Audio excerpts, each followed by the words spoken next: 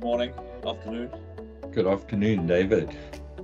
So we woke up this morning and the world had changed again quite significantly with OpenAI's latest, the latest deployment. Thoughts? Sora, am I correct? That's what they've called it. I've been wondering for a while what OpenAI have been up to. They've got 700 odd people knocking about in San Francisco. They've got, access to almost unlimited compute and the most powerful models, and they've clearly not been asleep. Sure. My view is, it's an interesting demonstration of capability, video. How this is going to show up is probably the more interesting part of this conversation. Yeah. As in, what's the actual real life use case? Like, how are people going to use this? Absolutely. Immediately I started thinking about games will never be the same. You and I have been speaking about the first feature film, the first AI generated feature film. So we've suddenly given creators overnight tools that they've never dreamt of having access to. Yeah, for sure. I think in order for it to really work, it's got to be. We always had the same complaints with DALL-E and Midjourney, etc. Is that if you're just playing and you want to create something and you got an idea, it's fine. If you have a very specific thing you're trying to create, the lack of ability to iterate on the image, and I would imagine will be the same here in the video. Like, can you say I like this, but I don't like that. Change this, bring this in. Things like bring in the correct use of a logo or whatever it might be. Like it gets quite specific. So I think you can get like 85% of the way there quite easily. It's the last 15% for a lot of the true commercial use outside of just general artistic deployment. But I think once you get that last 15, even the last 5%, I think it just the complexity ramps up significantly. Yeah, absolutely. And I think what we're going to probably see are AI first studios. I would imagine there are a bunch of skill sets that are looking to now come together. I can just imagine a coffee shop environment, somebody with animation skill sets, AI skill set, artistic skill set, storytelling, and to your point, to create a polished product, you're gonna AI will take you 80% of the way. Yeah. But it's again a great example of the deflationary nature of technology. Think about creating a film, right? If you wanted an aerial shot 10 years ago, you were hiring a helicopter, right? The technology, it continues. You get a drone, it's accessible to everyone. Like the type of, and then that's continuing now, and that you don't have to recreate these physical spaces and these things and pay actors and whatever. By the way, while I'm on that point, I think the sooner we get to virtual actors and we can get rid of the real ones. I mean, they can just do something else. I think they're better because they have an extremely outsized view of their importance to the world. They're the most, you look at these guys where they're so self-obsessed. Half of the movies are about people that work in movies. It's like, It's unbelievable, right? And they spend half of the year giving each other awards. Is there any industry that has that honors itself as with such dedication that they have, right? And anyway, so they definitely view themselves as these big important moral pillars of society. But anyway, so I think it's an interesting point. I think there's probably two things that I would bring into this. The one would be what an exciting time and scary time to be in technology, because how many startups disappeared overnight last night? I'm thinking of Runway, I'm thinking of a whole bunch of AI video startups where their whole business model just imploded overnight. So, from that perspective, quite scary. And then your point on acting, one of the criticisms that Mark Zuckerberg had when he did the Lex Fridman VR interview was, he spoke about his expression of emotion, his facial expression of emotion is quite subtle. Mm. And what he spoke about was the opportunity for him to modify his avatar to better express what he's feeling. And you know, if we do a meta-analysis of that, that's what actors do. You know, actors are these highly curated human beings who are trained to express different emotions. So, you know, so I think of this from a philosophical perspective. You know, is an avatar an enabler or a replacement of an actor? And you know, in a very meta perspective, it's both. So, yeah. So what's the end state? The end state is that you know, we're challenging a lot of social norms. You know, and it is one of the topics I was hoping for us to talk about, is this evolving digital etiquette, which you know, for me as a parent has been quite an interesting journey to go through, and how etiquette evolves. And you know, when it comes to etiquette, there's no right or wrong. You know, there's just what's right or wrong for the individuals. Yeah. So how's that going to change? So, you know, we've got actors at the moment who I think we both agree have outweighted opinions, because the mere fact that they're recognizable, suddenly, you know, we value their political opinions, we value their social opinions, we value their lives, we value a whole bunch of things. Yeah, sure. Yeah, exactly. There must be something evolutionary that, you know, that people respond, you know, like how fame has that kind of power in itself, right? Regardless of how it's gained sometimes.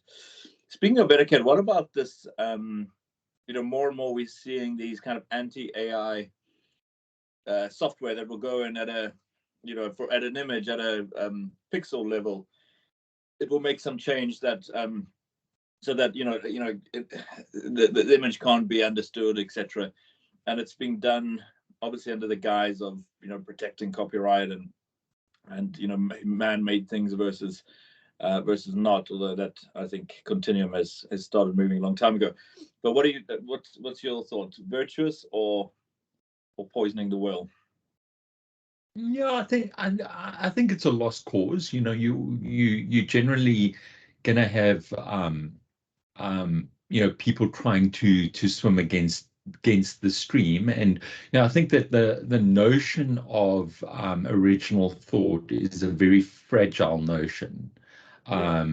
So you know, my view is, you know, not very well thought out. Yeah, sure. Almost a populist view. I think it's you know, the question I ask is civilization in 50 years, 10 years, 5 years from now better off for this or without it? And I think the question is undoubtedly worse off, right? Because you know, I think there is tremendous gain to be had from AI, and you know, the more these technologies develop, the better they are going to be at solving some of the world's probably biggest problems. And so when you're you know, ensuring that, and these things all need data, right? Data is what it's all about data. So when you're depriving it of data, or worse than that, misdirecting it, right? Yeah. I say it as if there's a collective, but you know what I mean. You know, that's when you know, I think it may serve a short-term purpose, and there's a strong argument to be made for it in the short term, but in the long term, I'm not sure it gets us down the road successfully. Yeah, I think we both, you know, you know, to borrow the term, that we're both techno-optimists. And I think that, you know, one of the things that underpins being an optimist is a belief of abundance. And, you know, for me, you know, that notion is a scarcity notion. And my view is that the way technology has played out in the last 100 or 200 years has been creating more abundance and increasing quality of life for humanity. Sure. Yeah. Oh, for sure. Absolutely. It doesn't always feel like it, and there's probably some parts in the world where there are exceptions, but on the whole, I mean, I think by every conceivable metric, we're in a better place, and much of that is either dependent. It's either driven by trade or it's driven by technology, or a combination of the two. Absolutely, Conan.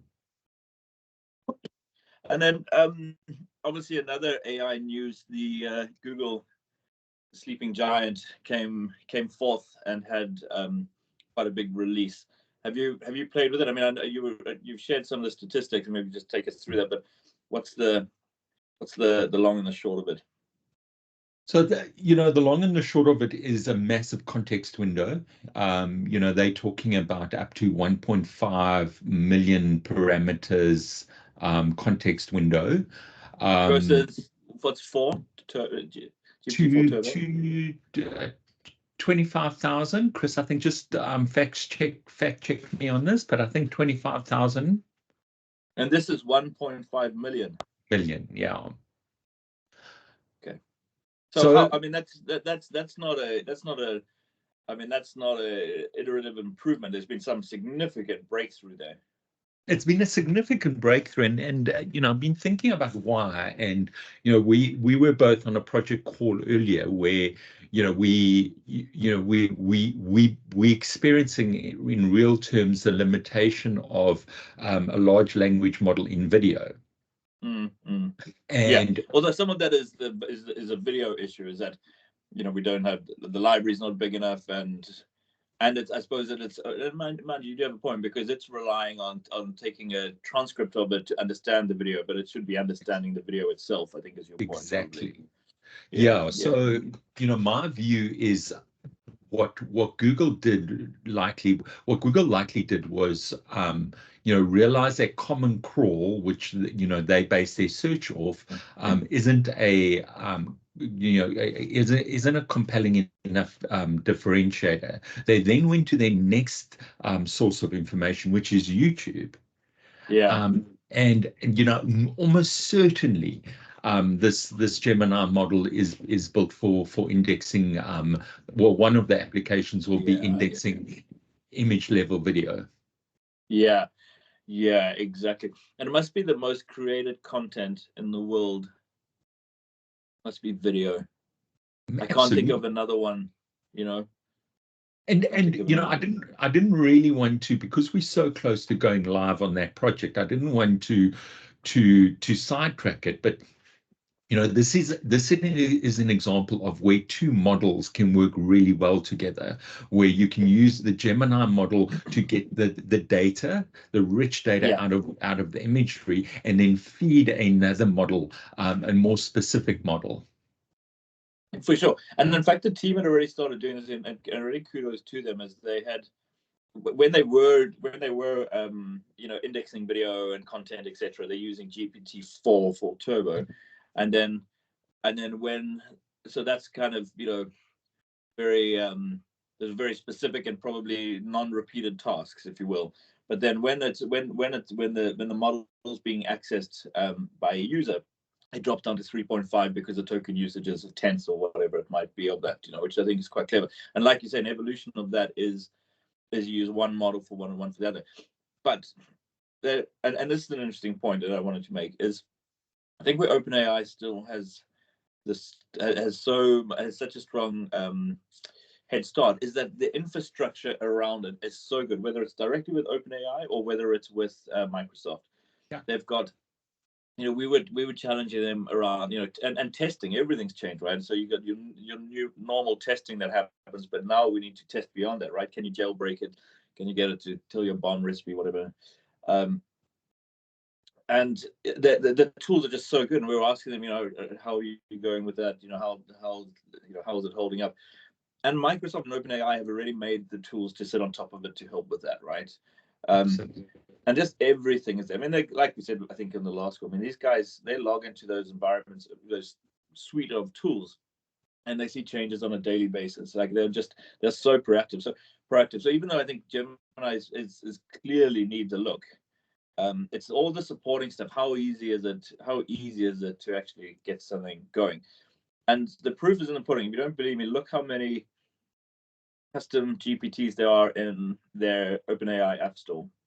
I mean, I don't know what the number is, but it's if it's not millions, it's close to it, I would say, in a very short amount of time, right?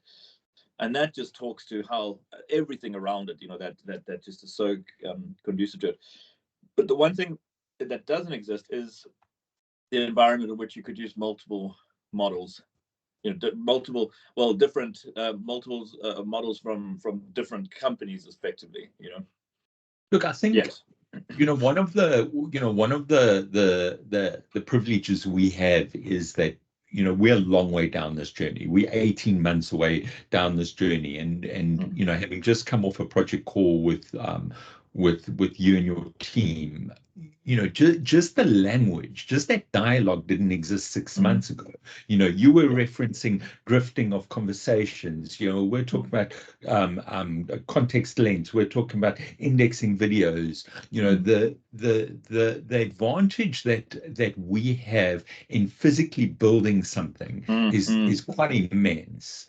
What I would say is, tools like LangChain have got the ability to bring in multiple models. So right. I do think architecturally it is going to be interesting to see. But I think your point around OpenAI's distribution and the distribution effect that they have, it's hard to see Google gaining significant ground on mass at this point. Yeah, I think that's right.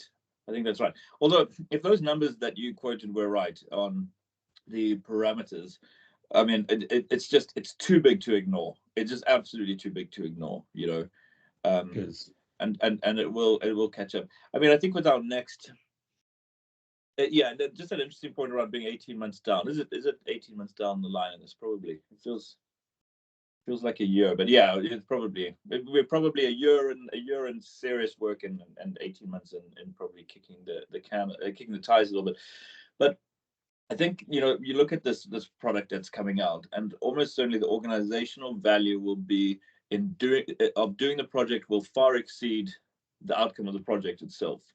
I mean, I think it will play a role, and it's I think it lines up with a lot of our strategically how we're trying to talk to customers and attract customers, and I think it kills a lot. There's many birds being killed with a single stone there, but it's the ability to have firstly a dev team internally that understands AI models, deployment of them, integration, etc., testing, like that. The next project we want to do, you can imagine 40% of the time, we will say 40% of the time, because they're just not figuring stuff out for the first time, right? Absolutely. Yeah, and I think that the rate of innovation, if we look at 1 week where we've had Gemini 1.5 and Sora come out, so for me, the real exciting technology, the real exciting innovations are likely ahead of us, specifically around multimodal models. Yeah, exactly. But this new, but Sora feels very 1.0. I mean, it's impressive, but it's only a minute, and it's it's the dipping the toe, and I think it's exciting. And certainly getting a lot of press for, I would say, largely the right reasons, but it's very 1.0. Like, you look back at this, and it's like the electric car that could do 50 miles is the first range. That's kind of, it has that feeling to it. You can see where the value will lie and will exist, but you can also see that it's not there yet. But again, you wouldn't want to bet against the speed to market these guys are coming out with things at the moment.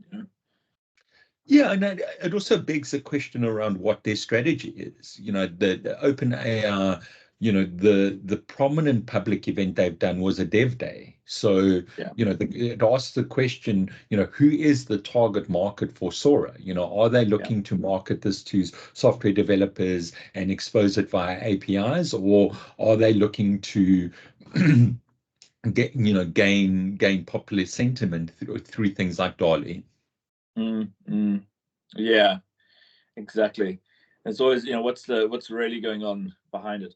And talking of which, I mean, you see Sam, some more. I mean, Sam the enigma, because the persona is just like you can tell one of his GPTs, you're a benevolent leader of a software company that is doing amazing work to change the world, and it will act accordingly. And I think that's probably a fairly good example of or expression of what's happening.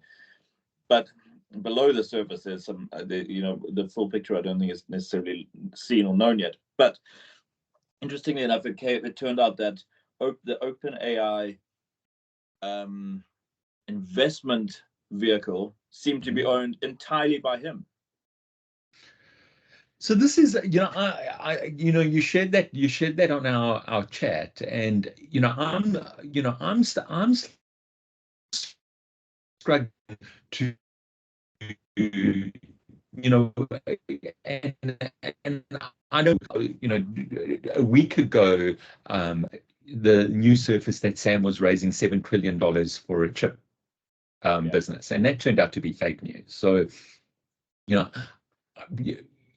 I think what, for me, what this highlights is that we have mature and proven entity structures and disclosure and visibility around those, and the way OpenAI has been set up will raise suspicion until they follow a more accepted structure.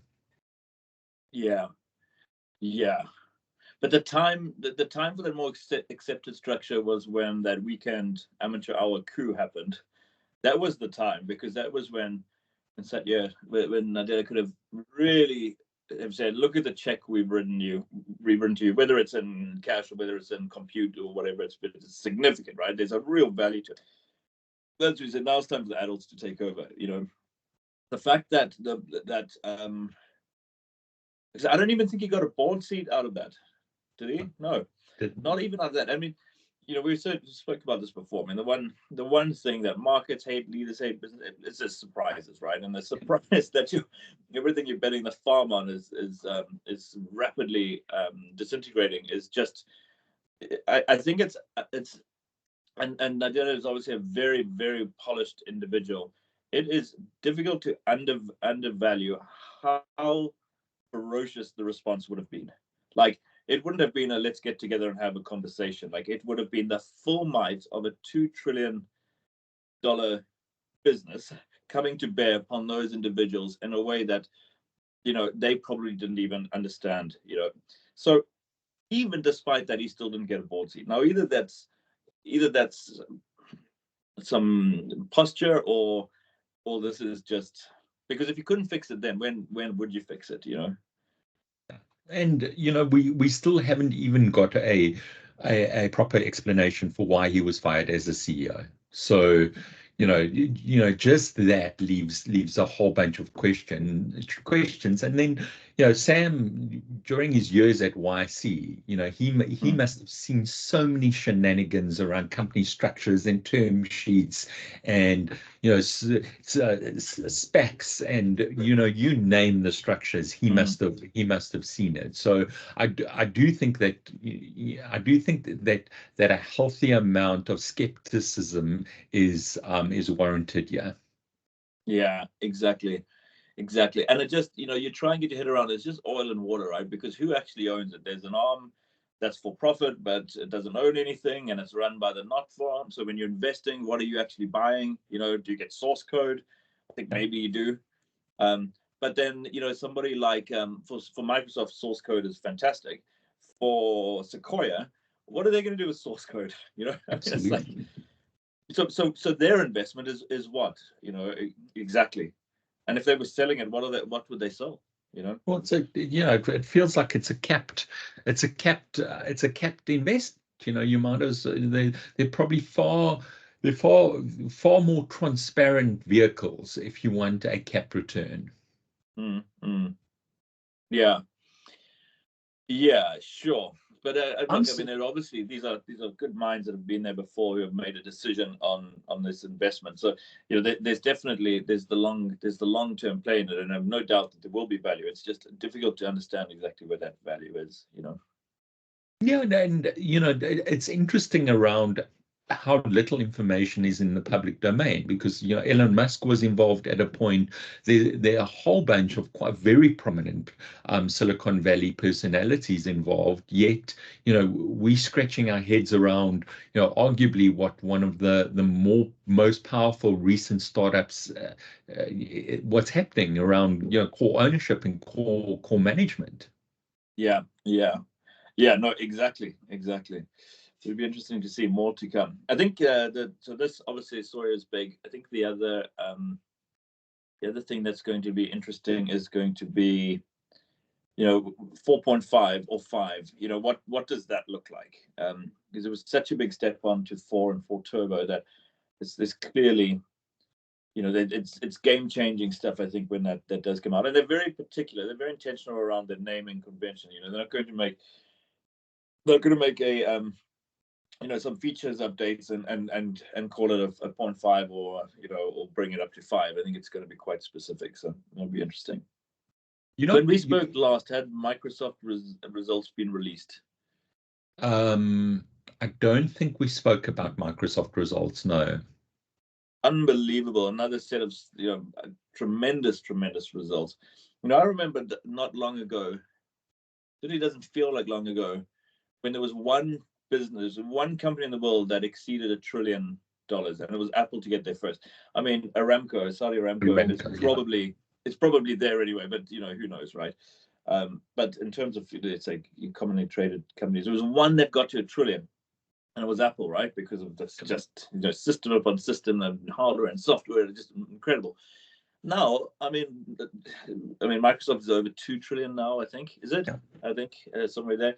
I mean, Nvidia is approaching 2 trillion. They're over $1 trillion.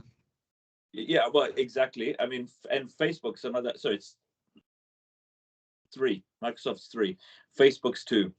I mean, Facebook at 2. And I think we'd been saying for a while that Facebook was alive again. After their kind of misadventure, they came back strongly, and their results were just outstanding results. I mean, they got a handle on their headcount. They're investing money in the right thing. Everything was going their way. On the Microsoft results, I mean, very, very strong, driven by cloud. And I don't know if we discussed it or not, but I do have some worry that there is. It's not worry because it is very real, real growth. But I'm not sure how much of it is actually being driven by AI at this stage. I mean, some of it, I think, as we were saying, is just there's a natural movement into the cloud, into hyperscalers at the moment. This is naturally what's happening. I mean, there's a sample of one. We're obviously in the middle of a big one of those that you'd be aware of. So I'll spend with Microsoft and obviously on Azure is rapidly increasing, but it's not driven by AI. It may in time, but it's not there now. I think it's more which doesn't lessen their results. I think it puts them in a strong position. But I think there's and I don't want to say hype, but there's a little bit of conflating as to what's driving the growth at this stage. But it is undeniable that it is indeed real growth.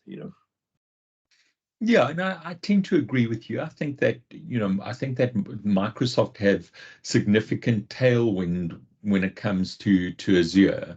Data centers, a lot of leases are coming up. A lot of applications are going from traditional client server to web applications. Yeah. So there are a whole bunch of reasons driving web adoption. I don't know if anybody is making money out of AI yet. Yeah, and it is just so horrifically expensive from an infrastructure point of view. I mean, I think there's I think NVIDIA are. Sure. Let's the picks and shovels, the hard picks and shovels guys like NVIDIA absolutely are. Yeah, for sure. But it is extremely expensive to design these chips because they're not even manufacturing them, right? They're just designers. And I'm sure that they would tell you it's more than that, and they probably are. They probably would be right. But at its essence, it's a very precarious thing because it's they design it, but it's like, it's like $1 billion to design a chip or more than that. Then you got to go and make it, and the capability to make these chips, we know that exists, far out east. So it's quite interesting, but they are making a lot of money. But those leather jackets are not cheap. Have you ever seen Jensen not wearing a leather jacket? No, he seems to wear summer, winter. He seems to always have his black leather jacket on. It's like Steve Jobs really did us all a disservice when he, and he didn't even do it for image. He did it because he just didn't want to make decisions, and he liked quality, and he had I think it was a Japanese designer make those polo necks for him, and that was it, and off to the races. And now, you see this behavioral mirroring. I mean, what was her name? Elizabeth from Holmes. What's her surname? Holmes. Elizabeth Holmes. Exactly. Yes. Exactly. She used to wear it, and it wasn't even subtle. She used to wear a black polo neck, as if it was. It's so on the nose. It's almost embarrassing, right? But anyway, good guys. Obviously, clearly doing all the right things.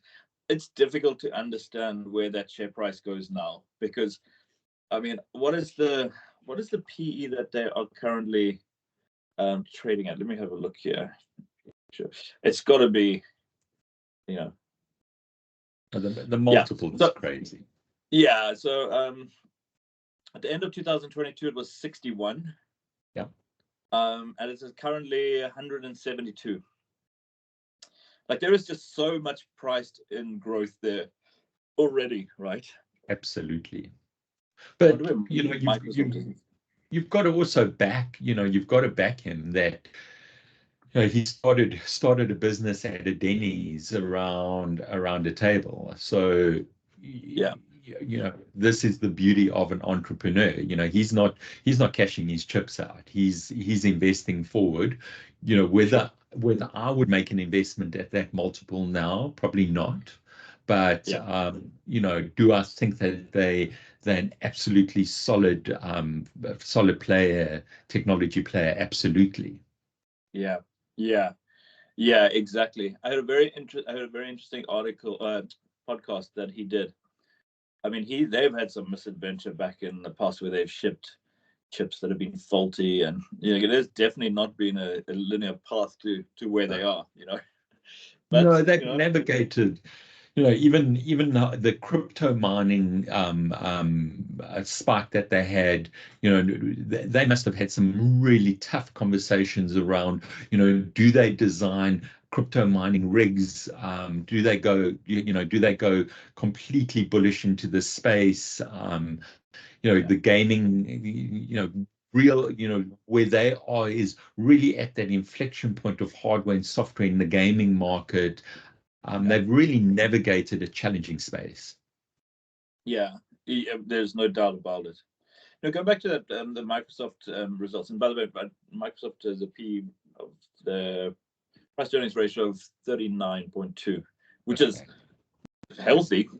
It's very, very healthy. Yeah, and and let's not forget that they signed a partnership with AMD last year to develop their own GPUs. So, at some point those GPUs are gonna come onto the market. Yeah, exactly. I think I looked yesterday. We have a PE ratio of about 13. I mean, that's sector specific. But I will tell you, I was looking yesterday. We were the FTSE 100's 10th best performing share in 2023, in what was not an easy year, I think, in terms of macros and headwinds and all that. So, interesting results there. Those are great results, with a high interest rate environment and, Brexit and a whole bunch of headwinds to navigate that inflation. Yeah, exactly. A very globally challenged supply chain. I mean, I think we've probably, it helps to be vertically integrated. But anyway, so that's an interesting thing. But yeah, on those Microsoft results, like the thesis seems to be AI is driving all the Microsoft growth, and I'm surprised by this because these analysts that follow sectors, and there would be analysts who would only follow Microsoft. In fact, there would be analysts who would only follow a certain section of Microsoft, and they would be, I mean, the dealings that I've had with these guys, they are firstly super smart. I mean, over-indexing of smart people going into finance as opposed to the engineering and whatever else that's a different story. But that's so smart, and they will go and recreate. They will create the model themselves to levels of specificity that probably don't even exist inside the business at times. They'll create obviously their own kind of P&Ls and whatnot, but it goes way further. They will have almost a digital, they call it a financial twin, right, as opposed to digital twin. That they're making decisions on and whatever else. Like, it's quite incredible. So with that amount of scrutiny, and that's what we get as it's the business we are. You can imagine Microsoft, when I say there'd be guys who would just be looking at Azure, and there'd be guys just looking at professional services and whatever else. But and then obviously selling all that research. But the fact that there is so much focus, the thesis around the growth does surprise me a little bit, but I don't know. We'll see. Is that how you get a slot on Kramer, on CNBC? Is this a little bit of sensationalism? Maybe, and it's probably not. It's not a thesis that Microsoft would be in a hurry to correct either, right? Because it's a lot sexier saying this AI investment at the heart of everything that we're doing is transforming the world and we're leading it, versus we've seen strong growth in our cloud part of our business due to what is a normal, a sea change that's happening, but a normal change nonetheless. Look, it'll be both. But I mean, we know, it's not even, you want to get dedicated environments for some of these models. I mean, we took an environment in Poland, right? I mean, it's not like the Azure environments in big cities and some of the big financial capitals are set up for this yet, But no, and from my understanding, having spoken to NVIDIA about this, the power and cooling requirements for an H100 and an H200 rack are quite different to a traditional rack. So it does feel like there's a bit of a lag in data centers getting either built for GPU clusters or getting retrofitted for GPU clusters. And then to your point earlier, you're now competing for real estate with traditional enterprises who largely fund Microsoft. Microsoft, has moved from a consumer business to an enterprise business. So,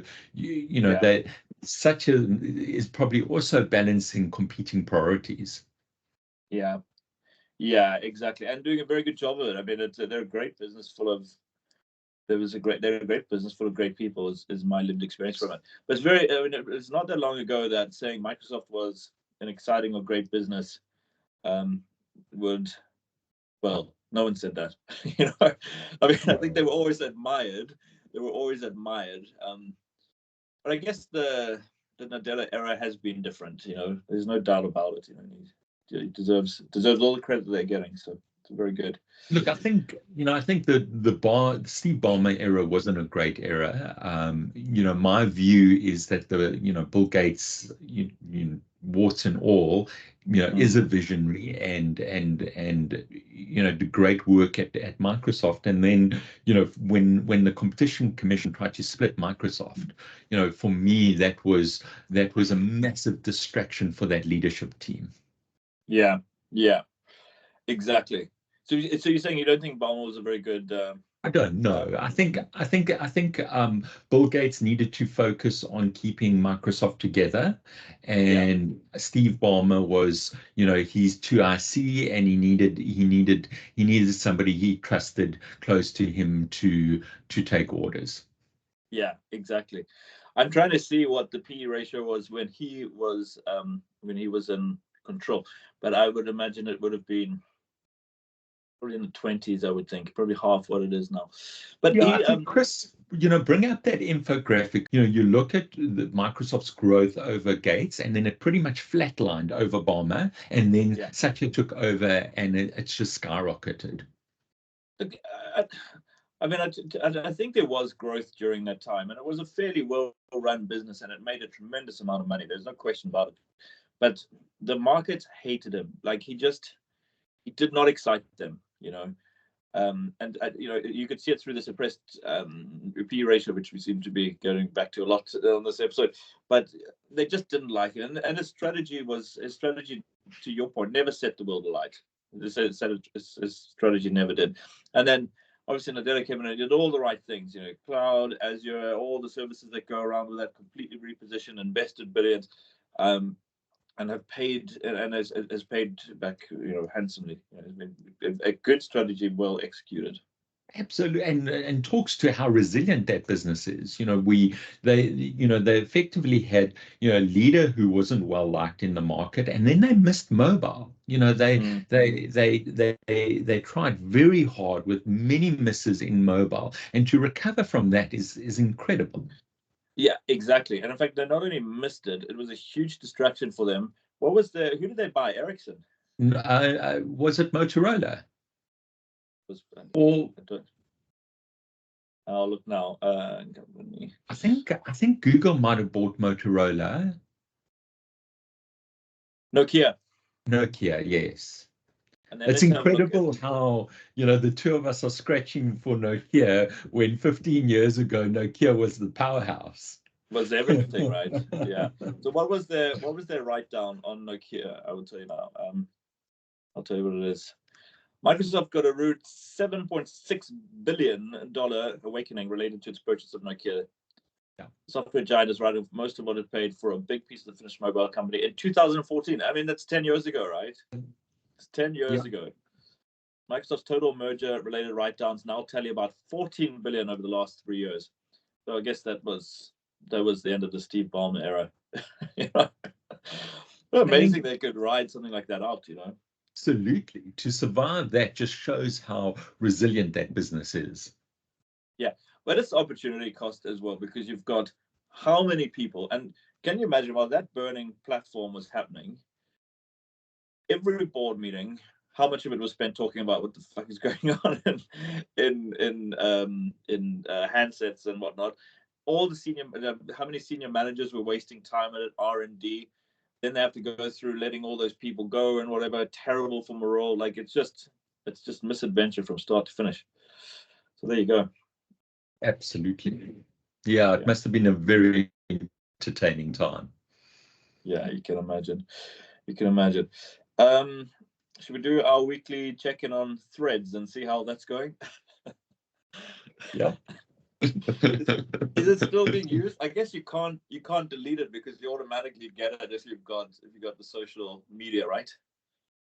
Look, I remember Zuckerberg was on Lex Fridman talking about, and it hadn't been launched, but he was talking about launching a Twitter competitor, and he was very matter of fact about it. I think it's exactly our earlier conversation around these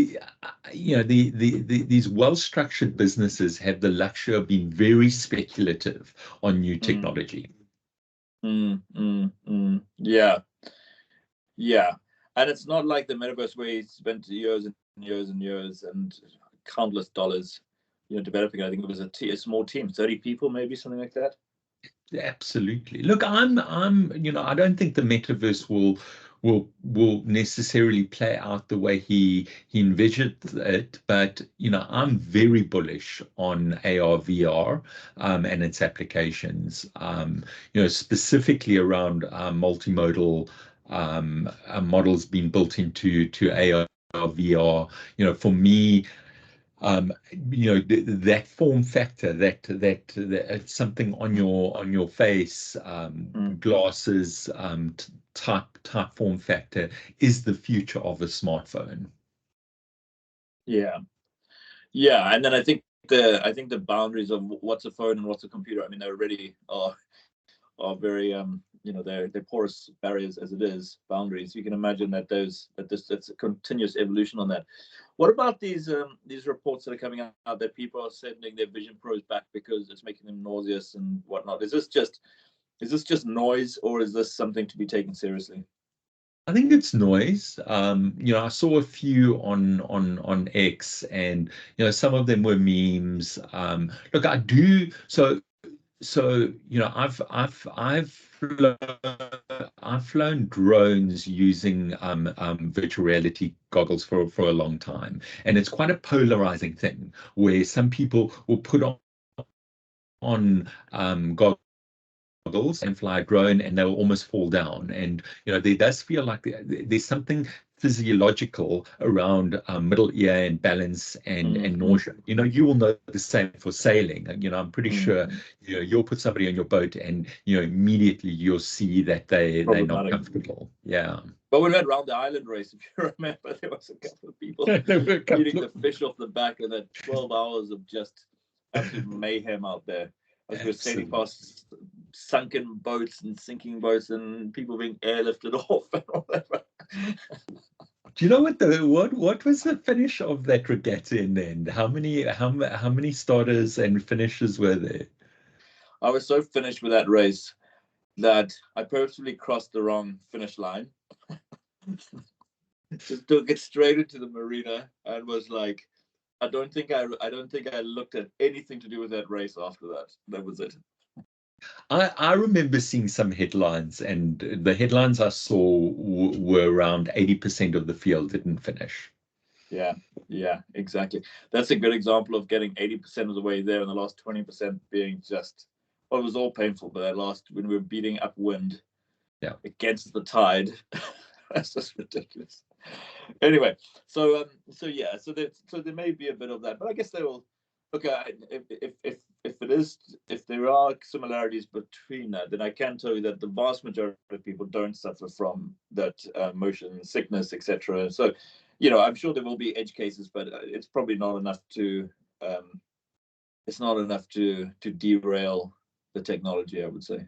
No, it's not enough, and you know, I also think that you know, you know, different form factors will emerge for those people. And you know, according to, I saw an interview, you shared it with me, with Zuckerberg and his review of Vision Pro, and you know, he was saying that the Meta Ray-Ban glasses were exceeding his expectations by quite a lot. So you know, my sense is that people will choose the appropriate form factor. Yeah, exactly. Okay. Yeah, we will see. I mean, I don't think we know what we're going to use those for yet. You know, some form of training probably makes sense because you can be very immersive with them.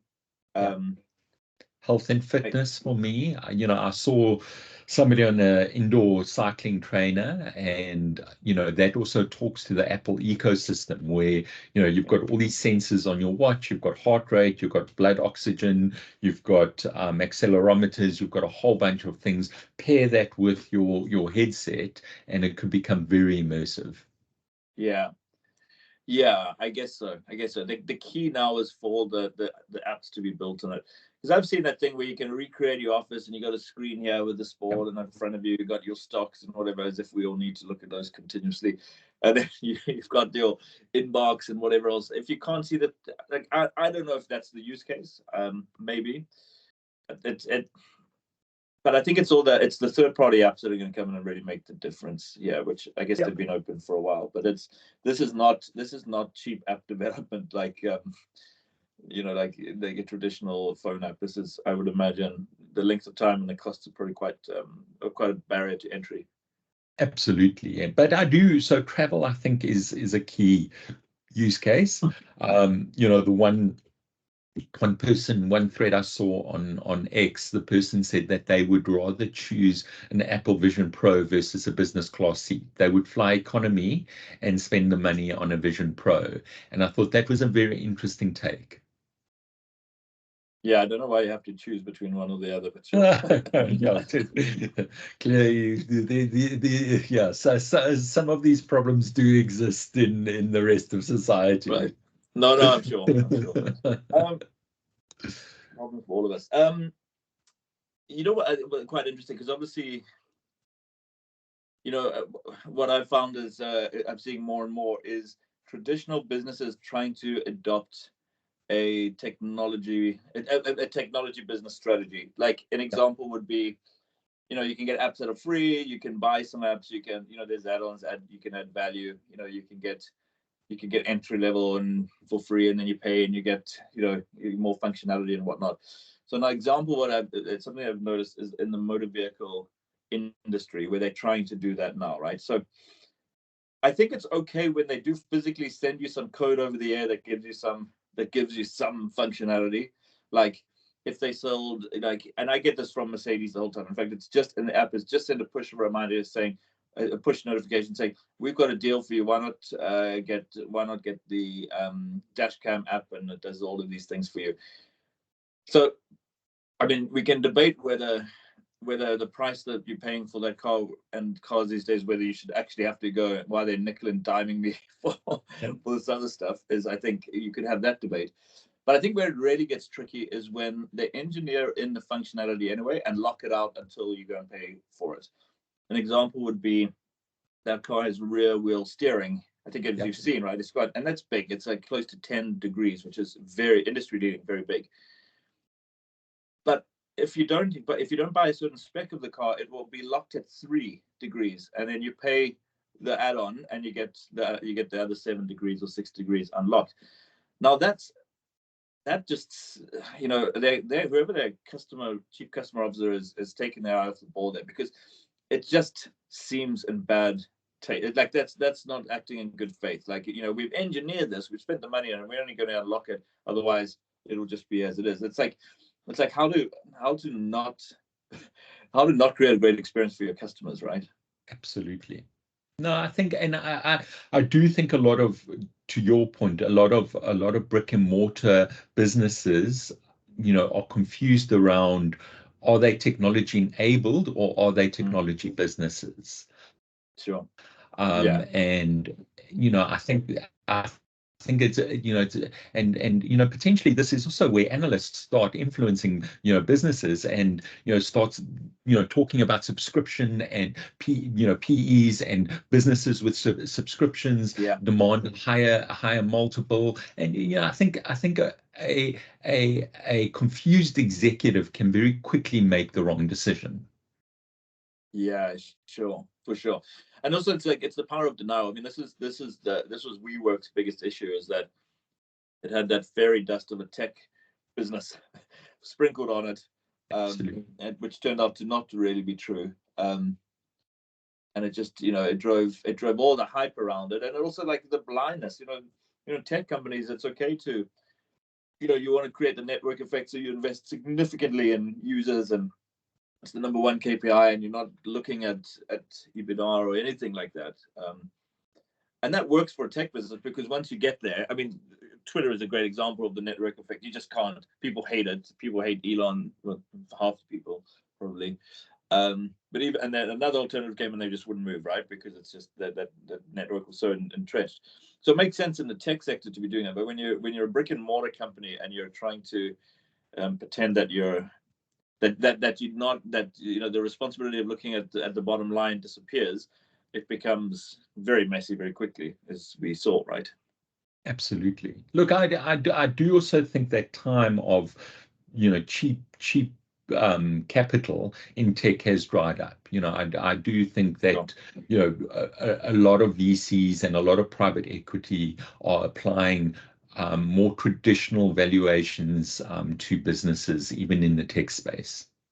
Yeah, and it's not a bad thing. It's really not a bad thing, because a bit of accountability goes a long way. I mean, I've had these teams that I've led that have had free reign in the technology space, blank checks. You know, the ability not to being time bound, just the ability to go out and really do it. And you know, they've done good work in it, but ultimately that lack of accountability meant that they came unstuck in the end. Is that they always needed to be that reckoning of saying, okay, that's cool, but now tell me what you're going to deliver, right? What now? Let's measure the impact, and then, you know, it's a maturation stage, but it's you know, then the decision making tightens up, and capital allocation becomes, the return gets better, and everything just tightens up and goes. And there's probably stages. At some stages you want to be very probably slightly looser, and then but ultimately that lack of accountability, and that's really what happened when the money flowed the way it did. One, because interest rates were so low and there was so much cash out there, and the second is that the SoftBank fund was just pumping so much money in there and just rewriting the economics of what you would usually do. That someone would be asking for 5 million, they'd come in and give them 50. And now if you're trying to participate in that market, it's going to start influencing your behaviors as well, right? And you just see how this hasn't, in the long run, this just hasn't worked, has it? No, it hasn't. And you and I were on our chat talking about an investment prospectus that you shared, and we didn't even debate it. We both hard passed on it. I think it's a good example of tech fundamentals not being there. For me, there was clearly not a core differentiator in investment. My hard pass on that was it seemed like they were using the capital to acquire customers. Yeah, sure. And this was a business that was looking for funding to grow, and it was all around testing, but it seemed to be very manual. It's like I didn't get the idea that they were setting the world alight with automated testing and whatever else. Yeah, you're right. I mean, I think they were buying market share, which there might at times be a place for that, but not necessarily an exciting model.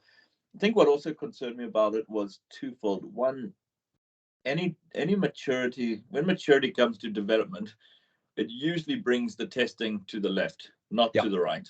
That you start to embed them into the teams, and you and I have done a huge piece of work on this, and so you don't have this monolithic code that you're spending 6-8 weeks or more trying to run tests on. It's happening while you're coding, right? And absolutely, the testers are documenting, and they're working with the developers, and the developers are checking each other. In fact, the tests are written, the developers develop, looking at each other's work, run the test, document, and step and repeat. And it's, I guess, most simplest form. So a third-party tester like that, I think they could make a significant amount of money in the short term, but I think in the long term, the model is not going to support that.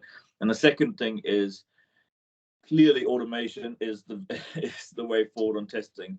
It's just so expensive otherwise, right? And I didn't get a sense that they acknowledged or had a plan for either of those.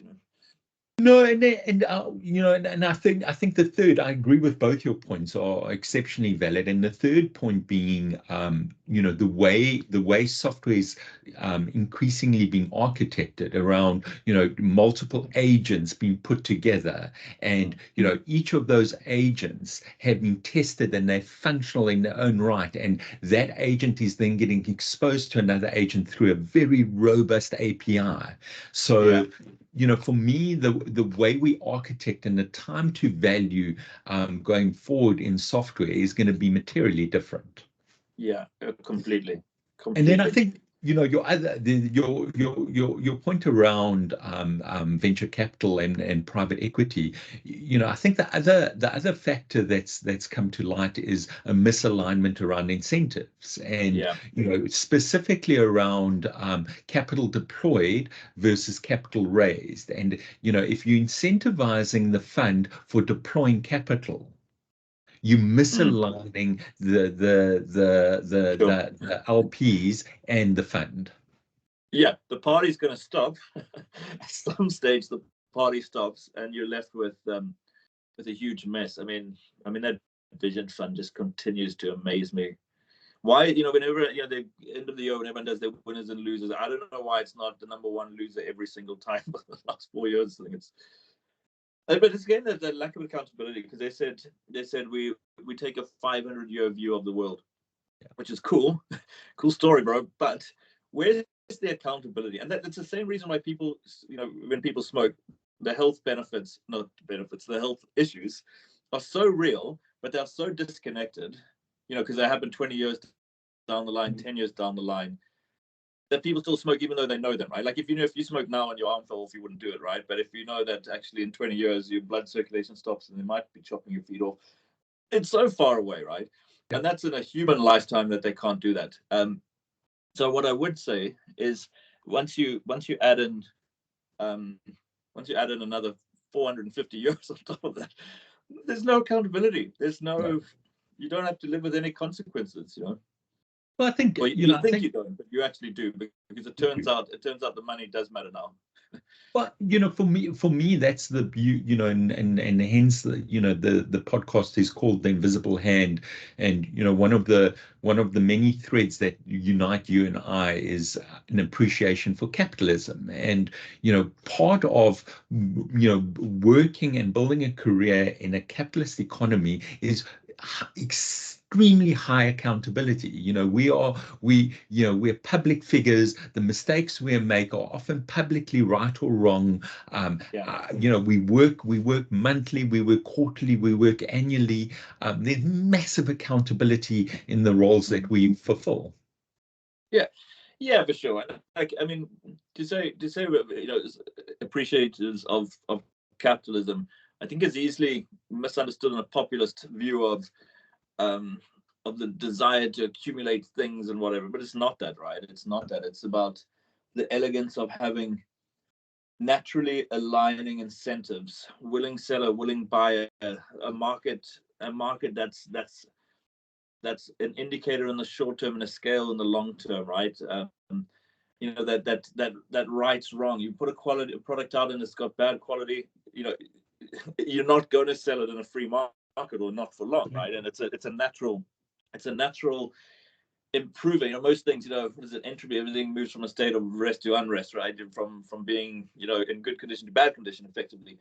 Whereas capitalism in its purest form, when it is not perverted, is the opposite of that. You know, it's the great improver. It's the and the incentives are there in people's lives, you know, typically improve. But you know, there is the school of thought saying that there is a you know, a worsening of haves and have nots. But anyway, I mean, I think that to me is why, I mean, is why I think it's a system that I actively participate in, because it just, there's the logic to it, and in many cases, you know, it was reward, you know.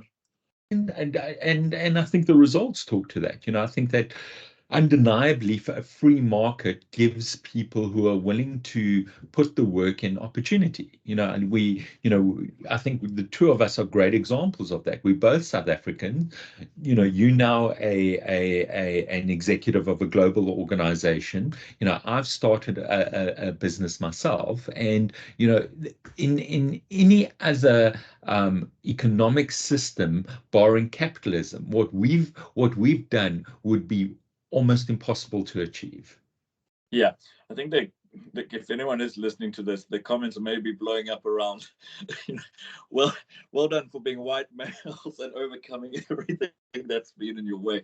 But you know, be that as it may, I get. Yeah, good point. But you know, I think you know, even on a different scale, you know, I had a conversation with an American recently, and you know, his jab at me was economic freedom is not a flat screen TV.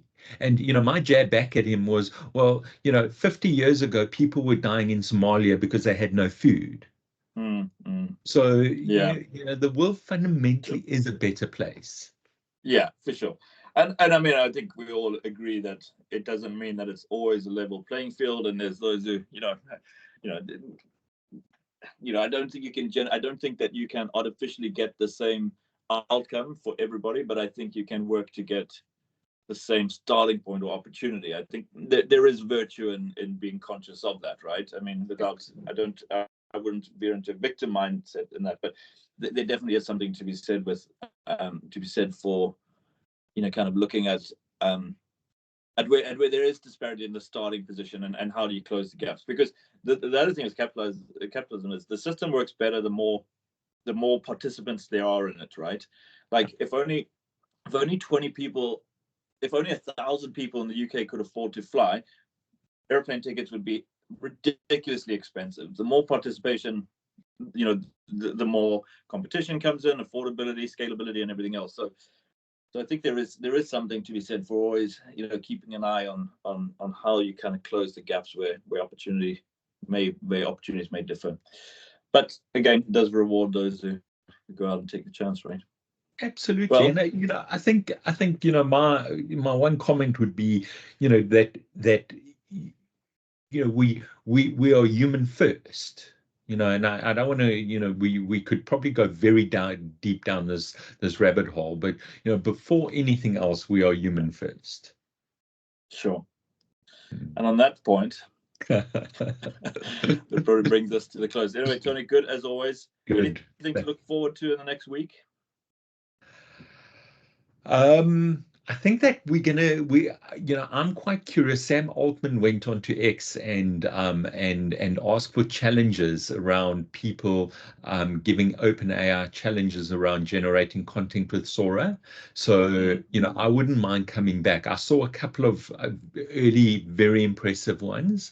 So I'm very curious to see what's going to come back from that. Yeah. Okay. Good. And yourself? Yeah, I mean, obviously we've had quite a significant result season.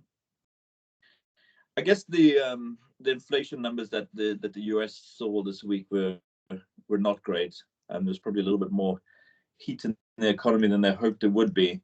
So I think it'll be interesting over the next week to see if the markets shrug this off, or whether this is enough to probably influence, push back by a quarter or two some of the actions that may have come down in interest rates. If that inflation is still high, that desire to see those interest rates come down is definitely, there's going to be some extension to whatever the timeframes were. And I think people were probably thinking Q4 to start to see some moves, whether that happens or not. So I think we'll be interested to see in the next week if the markets shrug this off, or if they think that this is a significant setback. But we will see. Yeah. It's been a resilient economy, so let's see if it shrugs it off. It's probably, I mean, what keeps it resilient is the fact that unemployment stays so low. Some of that is because a whole lot of people left. A whole lot of people left the job market over COVID. So it's a little artificial, but it is the reality that we're living with. I guess the reason is not only because the economy is strong and that there's opportunities, that there's also less people doing the work. But employment is still good, and I think that's propping it up.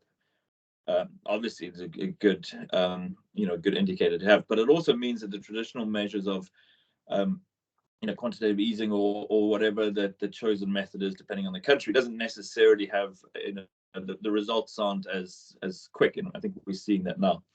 But anyway, one to watch. Yeah. Hi, Tony. Have a good week. Thank you, David. Yeah, you too. Thanks. Bye. Cheers.